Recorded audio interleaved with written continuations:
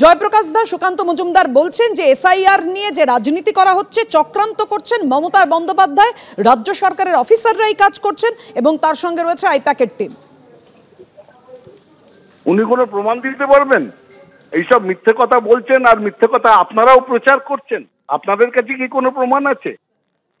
SIR করেছে election commission. না জয়প্রকাশ দা, যে খবরটা আমরা সেটাই আপনার সামনে তুলে ধরলাম। সুকান্ত মজুমদার একদম কোট অ্যান্ড কোট যে কথা বলেছেন সেটাই আপনার কাছে তুলে ধরলাম। আমাকে বলতে দিন। হ্যাঁ বলুন। আপনাদেরও প্রমাণ নেই, আপনাদের কাছেও নেই, ওনার কাছেও প্রমাণ নেই কোনো। শুধু একটা কথা ভাসিয়ে দেওয়া হচ্ছে। এসআইআর করছে নির্বাচন কমিশন, নির্বাচন কমিশনের দায়িত্ব। তার মানে ওনারা বলছেন নির্বাচন কমিশন এই এসআইআর করার মতন করতে সক্ষম হবেন না, নাম বাদ চলে যেতে পারে। নির্বাচন কমিশন বলছেন আমরা সর্বতোভাবে প্রস্তুত, তাহলে সে কথার কোনো দাম নেই। আজকে সুকান্ত মজুমদার পরোক্ষভাবে বলছেন যে কেউ চেষ্টা করলে নির্বাচন কমিশনের এই এসআইআর এর চেষ্টা ভণ্ডুল করে দিতে পারে। এটা কি বিশ্বাসযোগ্য? না ওরা এটা বিশ্বাস করাতে চাইছে সাধারণ মানুষকে যে নির্বাচন কমিশনের এই প্রচেষ্টার উপর আপনারা ডিপেন্ড করবেন না, ভরসা রাখবেন না? এটাই বলতে চাইছেন কি সুকান্ত মজুমদার? পরোক্ষভাবে তো তারা নিজেরাই সমালোচনা করছেন নির্বাচন কমিশন তথা অমিত শাহকে, যে এখানকার এসআইআর শেষ পর্যন্ত ঘোড়ার ডিম প্রসব করবে। এটাই বলতে চাইছেন কি? আমরা জানি না। আমরা জানি এইটুকুনি, বাংলার মানুষ খুব অসহায় আছেন, আতঙ্কের মধ্যে আছেন। এসআইআর জুজু দেখানো হচ্ছে। এখন বাংলার মায়েরা বাচ্চাদের ঘুম পাড়াচ্ছেন। আগে বলতেন সেই সিনেমায় ছিল না, চুপচাপ সোজা গব্বরা জায়গা। এখন বাচ্চাকে ঘুম পাড়াচ্ছেন, চুপচাপ শুয়ে পড়, কাঁদিস না, এসআইআর এসে যাবে। এইরকম আতঙ্কের পরিবেশ। লোকে সুইসাইড করছে, আত্মহত্যা করছে। সেখানে একমাত্র পাশে পাচ্ছে তৃণমূল কংগ্রেসকে, যারা গিয়ে মানুষকে ভরসা দিচ্ছে যে ভয়ের কিছু নেই, কারুর নাম বাদ যাবে না। ধন্যবাদ আপনাকে জয়প্রকাশ দা।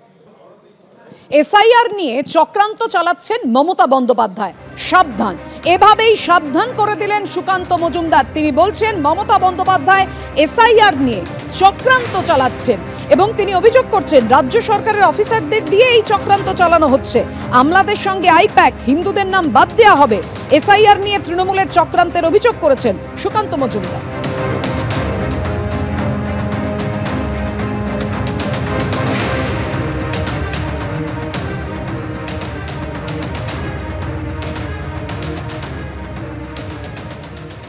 তবে বর্তমানে এসআইআর চলছে, খুব সাবধানে থাকবেন। মমতা বন্দ্যোপাধ্যায় এসআইআর নিয়ে বড় একটা চক্রান্ত করেছে। কি চক্রান্ত আপনাদেরকে বলে দিই। মমতা বন্দ্যোপাধ্যায় এসআইআর নির্বাচন কমিশন করে, কিন্তু নির্বাচন কমিশনের তো নিজের স্টাফ নেই। নির্বাচন কমিশন কি করে? রাজ্য সরকারের স্টাফদেরকে নেয়। ধরুন এখানকার বিডিও যে আছে, ও তো দিদিমণির চাকর, তাই কি না? তো বিডিও, সমস্ত বিডিওদেরকে ইআরও করা হয়েছে। তারা আপনাদের ভোটার লিস্ট করছে। এর সাথে তৃণমূলের আইপ্যাকের টিম তারা যুক্ত হয়েছে।